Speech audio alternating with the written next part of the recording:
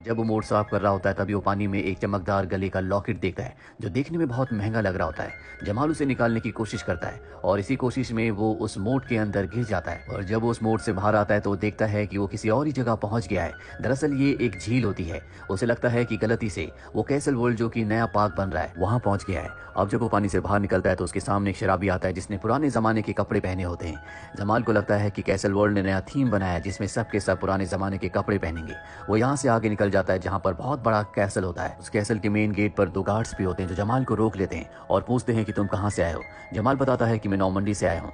दरअसल यहाँ पर एक फ्रेंच मिनिस्टर आने वाला था, इसीलिए गार्ड्स को लगता है कि जमाल वही मिनिस्टर है और वो उसे कैसल के अंदर आने की इजाजत दे देते हैं। जहाँ जमाल देखता है कि सबने आज से कई 100 साल पुराने कपड़े पहने हैं। जो बाजार होते हैं वो भी आज से कई 100 साल पुराने हैं। जमाल कैसल वर्ल्ड वालों से बहुत ज्यादा इंप्रेस हो जाता है और तभी उसकी नजर एक लड़की पर पड़ती है जिसका नाम विक्टोरिया है। वो विक्टोरिया के पास जाता है और जब वो विक्टोरिया से बात कर रहा होता है तभी यहाँ पर एक आदमी आ जाता है जो सब लड़कियों को छेड़ रहा होता है। दरअसल ये सेनापति है और वो विक्टोरिया के पास भी आता है, पर जमाल को उसकी ये हरकतें अच्छी नहीं लगती। जमाल कहता है कि अगर तुमने अपनी हरकतों को नहीं सुधारा तो इसका खामियाजा तुम्हें भुगतना होगा। वो अपनी तलवार निकालकर उसकी गर्दन पर रख लेता है। जमाल को पता है कि नकली तलवार है, इसीलिए उसकी तलवार से नहीं डरता और ये देखकर वहां पर जितने भी लोग होते हैं वो सब के सब उससे बहुत इंप्रेस हो जाते हैं और इसके बाद जमाल को किले के अंदर ले जाया जाता है। दरअसल उसकी बहादुरी देखकर उसे अब राजा के पास लाया जाता है जहाँ पर राजा के साथ उनकी बेटी यानी कि राजकुमारी भी होती है। राजा उसे देखकर बहुत इंप्रेस होते हैं। दरअसल राजा ने अपनी बेटी की शादी नॉर्मंडी के राजकुमार से तय की है, इसीलिए राजा को लगता है कि जमाल नॉर्मंडी के राजकुमार का आदमी है।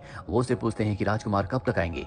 जमाल ऐसी कोई तारीख बता देता है जिसके बाद वो बाहर जाता है जहाँ पर आज एक गुनहगार को सजा देनी होती है। सबके सब लोग बहुत ज्यादा परेशान और सदमे में होते हैं, पर जमाल यहाँ पर बहुत एंजॉय कर रहा है क्योंकि उसे पता है ये कैसल वर्ल्ड का थीम पार्क है जहाँ पर सबके सब पुराने जमाने का होने का प्रिटेंड कर रहे हैं और अब वो खुश होता है। सब लोग उसे देखकर हैरान होते हैं और तभी उस गुनहगार को मार दिया जाता है और जब जमाल उसका सर उठाता है तो उसे समझ में आ जाता है कि ये कोई थीम पार्क नहीं है बल्कि सच में उस आदमी को मार दिया गया, जिसके बाद वो बेहोश हो जाता है। जब उसे होश आता है तो उसके सामने विक्टोरिया होती है। विक्टोरिया दरअसल उसे अपने साथ इसलिए लाई होती है क्योंकि उसके गले में जो लॉकेट था जो उसे मोट के अंदर से मिला था वैसे ही लॉकेट विक्टोरिया के पास भी है। विक्टोरिया जमाल को बताती है कि तुम भी उसी ग्रुप से हो जिस ग्रुप से मैं हूँ। हम राजा के खिलाफ हैं, हम उसे उसकी गद्दी से हटाना चाहते हैं क्योंकि वो एक क्रूर राजा है। उसने हमारी रानी को धोखा दिया और उनकी राजगद्दी को हथिया लिया। एक बार फिर से हम अपनी रानी को राजगद्दी पर बिठाना चाहते हैं। जमाल को कुछ भी समझ नहीं आता कि ये क्या हो रहा है और अब वो विक्टोरिया से साल और जगह पूछता है। वो कहती है कि ये इंग्लैंड है और ये सन है 1328। जो सुनकर जमाल पूरी तरह से हैरान हो जाता है क्योंकि वो अमेरिका से है।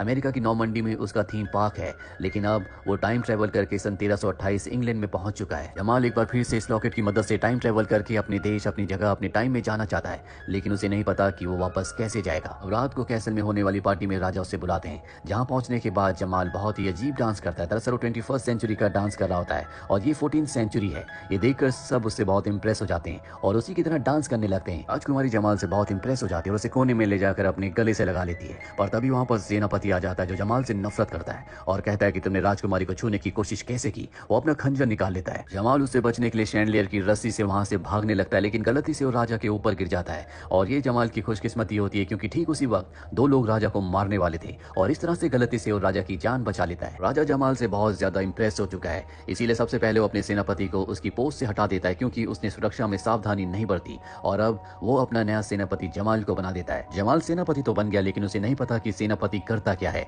इसीलिए वो अपनी सेना को उल्टी सीधी तरकीबें बताता है जो किसी के भी समझ नहीं आती। वो कहता है कि किले के बाहर एक बहुत बड़ा मुंह का आकार बना दो जिससे दुश्मन डर जाएंगे और किले के अंदर आएंगे नहीं।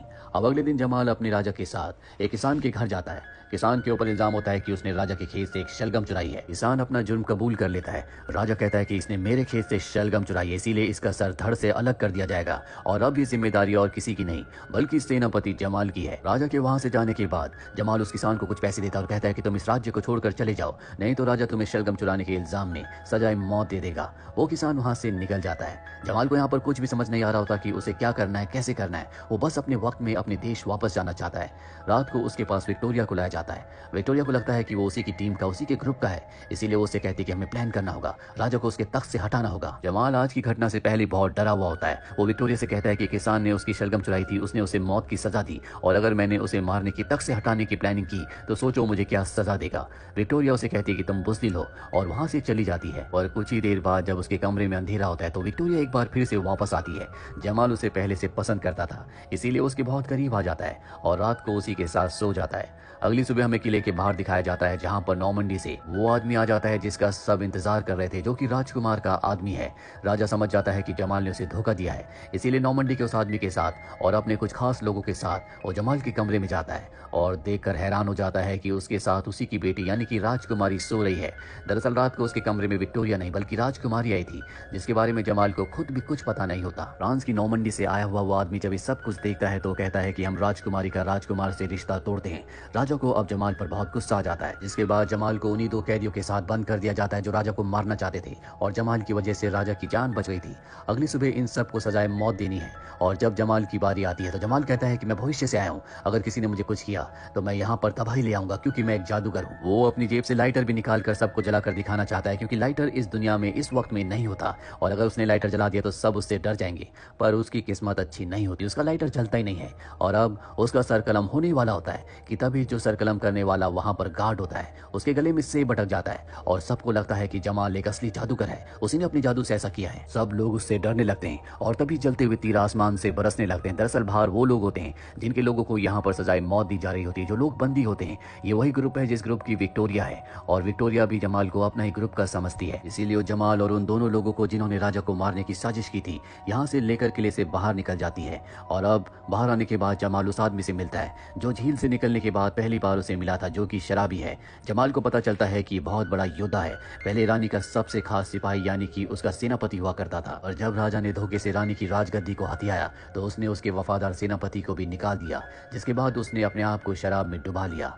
अगले दिन जमाल देखता है कि सेनापति को 3 लोग परेशान कर रहे हैं। वो उनसे लड़ने की कोशिश करता है पर वो जमाल को मारने लगते हैं। सेनापति का खोया हुआ सोया हुआ जमीर जाग उठता है, वो उन तीनों को मारकर वहां से भगा देता है और अब जमाल सेनापति को लेकर उस जगह आता है जहां पर सारे बागी होते हैं। पर ये देखते हैं कि राजा के लोगों ने यहाँ पर तबाही मचा दी होती है, साथ ही वो विक्टोरिया को पकड़कर ले गए होते हैं। सब के सब हताश हो जाते हैं पर तभी रानी जो इन्हीं के बीच में छुप कर रह रही होती है वो अपना नकाब हटाती है और कहती है कि हमें राजा के अत्याचार को खत्म करना होगा, हम सबको मिलकर लड़ना होगा। और अब इस सब के सब किले के ऊपर हमला करने की तैयारी करना शुरू कर देते हैं और जल्दी वो दिन आता है जब ये किले के ऊपर हमला करते हैं। ये राजा के सिपाहियों से लड़ते हैं और उनसे जीतना इतना आसान नहीं है और जब रानी की सेना वीक हो रही होती है तभी घोड़े पर एक ब्लैक नाइट आता है।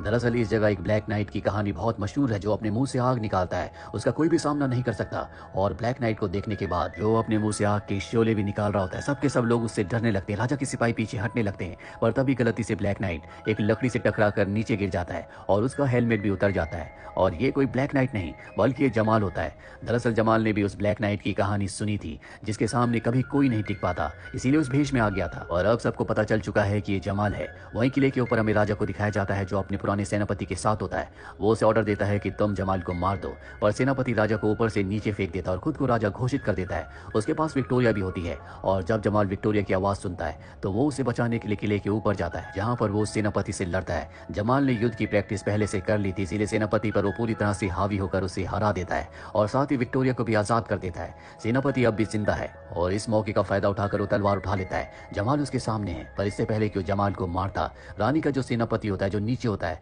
वो उसे नीचे से तीर मार देता है और इस तरह से रानी की जीत होती है। उसे अपना किला एक बार फिर से वापस मिल चुका है। जमाल सबके लिए अब यहाँ पर हीरो बन चुका है पर वो समझ चुका है कि उसका काम यहाँ पर खत्म हो गया, इसीलिए विक्टोरिया को अलविदा कहता है और अगले पल उसकी आंखें खुलती हैं 21st सेंचुरी में, जहाँ पर उसे बताया जाता है कि वो गिरकर बेहोश हो गया था। पर जमाल को पूरा यकीन है कि वो टाइम ट्रेवल करके 14th सेंचुरी में गया था और अब उसे पता है कि उसे अपने थीम पार्क को किस तरह से डिजाइन करना है। दरअसल वो अपने थीम पार्क को उसी तरह से डिजाइन करता है जिस तरह से 14th सेंचुरी में लोग रहा करते थे, जिसके बाद इनका थीम पार्क बहुत ज्यादा चलने लगता है। अब एक दिन इनके थीम पार्क में एक लड़की आती है जिसका नाम निकोल होता है और जब वो जमाल को देखती है तो अपने आप ही उसकी तरफ खींची चली जाती है। दरअसल निकोल की शक्ल हूबहू विक्टोरिया की तरह है। जमाल भी निकोल को देखकर बहुत खुश होता है क्योंकि जब वो 14th सेंचुरी में गया था तो उसे विक्टोरिया से प्यार हो गया था और उसे वापस अपने वक्त में आना पड़ा और इस वक्त में भी उसे निकोल के रूप में विक्टोरिया वापस मिल गई। और इसी के साथ ये फिल्म की कहानी यहीं पर खत्म हो जाती है। उम्मीद करते हैं कि ये कहानी आपको पसंद आई।